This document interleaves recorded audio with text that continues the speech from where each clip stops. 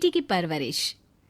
जिंदगी किसी को किस मोड़ तक ला सकती है। एक दिन कविता अपने पति से कहती है, कौन है ये बच्ची, बताते क्यों नहीं, क्यों लेकर आए हो इसे यहाँ? कविता, ये मेरी बच्ची है। माँ पापा मेरी शादी शिवानी से करने के लिए मान नहीं रहे थे, लेकिन मैं उससे बहुत प्यार करता था। अब वो इस दुनिया में नहीं है, लेकिन सन्निका की जिम्मेदारी मेरी है। इसे मैं अपने पास ही रखूंगा। कविता ये देखकर सुनकर सन्न रह जाती है। कैसी बात कर रहे हैं आप? लोग क्या कहेंगे? मैं कैसे इस बच्चे के साथ जीवन चलाऊंगी? देखिए, इसे देखकर मुझे टेंशन हो रही है। आप इसे ले जाइए यहाँ से। मेरी भी तो बेटी है, मैं उसका हक कैसे मार दूं? दिनेश कविता को किसी तरह समझा लेता है। देखो सन्निका, ये आज से तुम्हारी माँ है, इन्हें तुम्हें माँ कहना है।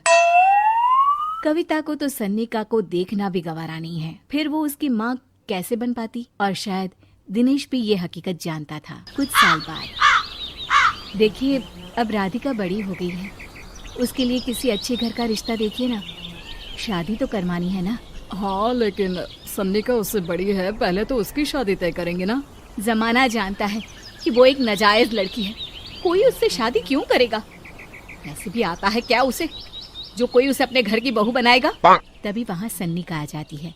पापा, मुझे स्कॉलरशिप मिल गई है, आगे का सारा खर्चा यूनिवर्सिटी वाले उठाएंगे।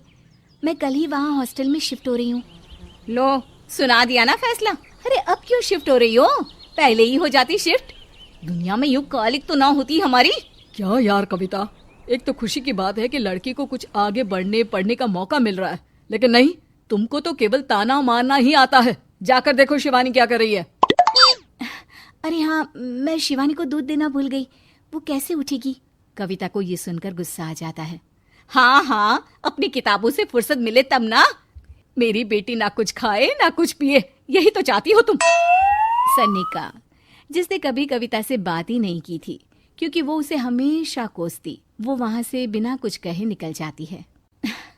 खाना तो पूरा बन गया, अब जाकर आराम से पैकिंग करती हूँ, कल वक्त से निकल जाऊंगी। देखिए जी, वैसे तो ये लड़की मुझे एक आंख पसंद नहीं, अपने कमरे में पैकिंग कर रही है। अरे मुझसे तो कभी बात भी नहीं करती। आप साफ साफ बोल दीजिए उसे कि घर से जाएगी तो सारा काम कौन करेगा? उसकी माँ। माँ का नाम सुनकर सन्निका भी वहाँ आ जाती है। नहीं, वो कैसे करेंगी, वो तो मर गई है ना। उस मनहूस औरत को मेरे घर में याद करने की कोई जरूरत नहीं है, समझी? वैसे भी ना होते हुए भी तेरी शक्ल में लगता है कि वो हमारे बीच में ही है हमेशा से। तो ठीक है ना, जब जा रही हूँ तो क्यों प्रॉब्लम हो रही है आपको? सन्निका घर से निकल रही थी। कविता ना चाहते हुए भी सन्निका को रोक लेना चाहती थी, और वजह थी सिर्फ उसकी सोशल लाइफ का डिस्टर्ब हो जाना। किटी में कविता की सहेलियाँ कहती हैं, क्या बात है, तू परेशान सी लग रही है, सब ठीक तो है ना? क्या हुआ, उस सन्निका ने फिर कोई तमाशा किया क्या? अरे नहीं, चली गई, वो तो ऑक्सफोर्ड की कोई NGO है, उसकी स्कॉलरशिप मिली है। मेरा भाई बता रहा था कि उसका तो फ्यूचर ब्राइट है। अरे चल ना, तुझे क्या, तेरा तो पीछा छूटा उससे। अरे कैसे क्या नहीं, घर का सारा काम करती थी। इसकी छोटी बेटी को भी तो उसी ने संभाला था, याद है? उसकी छोटी बेटी का जो केस हुआ था, वो भी अपने सर ले लिया था। हाँ, तो बदले में सारा खर्चा भी तो हम लोग ही उठा रहे थे ना। और पता है, वो मुझसे बात भी नहीं करती, जैसे पता नहीं मैं ही उसके माँ के मरने के लिए जिम्मेदार हूँ। अरे खुद को क्यों दोष दे रही है? तूने जो किया शायद कोई नहीं करता। कविता को समझ में नहीं आ रहा था कि उसके साथ ऊपर वाले ने ऐसा क्यों किया। वो शाम को घर आती है। आज तो बहुत खुश होगी तुम, एक बला से छुटकारा मिला ना तुमको। बेचारी की जिंदगी नरक बना कर रखी थी। वो तो कहते हैं ना, ऊपर वाला सब देखता है। देखो, चुन लिया उसने अपना रास्ता। कविता का मन तो करता है कि वो पति को सब कुछ सुना दे, लेकिन सामने सास खड़ी होती है। ये तो है, बेचारे को खाना बनाने से लेकर घर के सारे काम करने पड़ते थे। बाहर का भी कोई काम होता तो वही देखती। अब देखते हैं घर का काम कैसे होता है। तभी कविता की बेटी उसके लिए चाय लेकर आ जाती है। लो माँ चाय। कैसी रही किट्टी? अच्छी थी बेटा। खाने में कुछ बनाया है क्या? हाँ, सन्निका दीदी जैसी ही सब्जी बना दी है, आप रोटी बना लो। और हाँ, कल मैं चली जाऊंगी इलेक्ट्रिक बिल और राशन लाने के लिए। अच्छा, पैसे मैं दे दूंगी। सन्निका कार्ड दे गई है ना? हाँ माँ, एक कार्ड तो देकर गई है। अरे चोर नहीं थी वो, मेरे बेटे का ही खून है।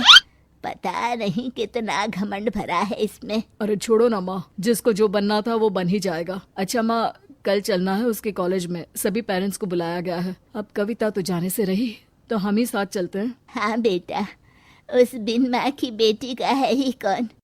अब क्या था, कविता का गुस्सा फूट पड़ता है। आप लोगों के जैसे तो इंसान नहीं देखे मैंने। अरे मेरे सामने ही अपनी नाजायज बेटी को लाकर बिठा दिया। रोज मैं उसे देखती तो एहसास होता कि कैसे आपने मुझे इतना बड़ा धोखा दिया। जरा सोचिए तो, अगर ऐसा ही कुछ मैंने किया होता तो। अरे रहने दे, क्या नहीं किया तूने उसके बदले में। उस मासूम के साथ क्या क्या करती थी सब जानते हैं हम। अरे छोड़ो ना माँ, ये तो एक बात लेकर बैठ जाती है। चलो सोने चलते हैं। अगले दिन दिनेश और उसकी माँ सन्निका के कॉलेज में जाते हैं। कैसी हो बेटा, मेरा नाम रोशन करना। जरूर पापा। ये ले बेटा, पैसे रख ले। नहीं, वो कविता ने काट दिया है। अरे बेटा, वो माँ है तुम्हारी, उसका नाम क्यों लेती हो?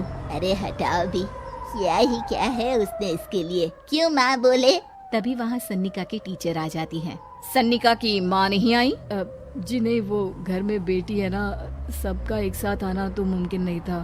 तो उन्हें भेज देते, हम सभी उनसे मिलना चाहते हैं। मानना पड़ेगा, बहुत अच्छी तरह से पाला है उन्होंने अपनी बेटी को। क्या घर का काम, क्या बाहर का। कॉन्फिडेंस तो कूट कूट कर भरा है। पैसे रुपये के लिए भी इसे किसी का मुंह नहीं देखना पड़ता। स्कूली शिक्षा भी लाजवाब है।